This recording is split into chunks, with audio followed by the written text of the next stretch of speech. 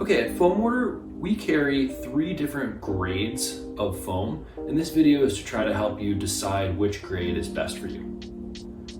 Here we have our Econoflex foam. This is our least expensive foam. It has a density of 1.8 pounds per cubic foot.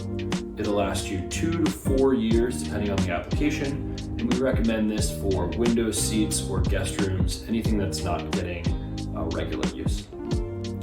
In the middle here we have Duraflex. This is a foam that has a density of 2.2 pounds per cubic foot. It'll last anywhere between 5 to 10 years, and it's a good quality foam, but shouldn't be used in anything that's seeing really regular daily use. And then finally we have our Premium Everflex foam, which has a density of 2.6 pounds per cubic foot. It'll last 15 to 20 years. And this is really what we recommend for any sort of couch, chair, or mattress that's being used on a regular basis.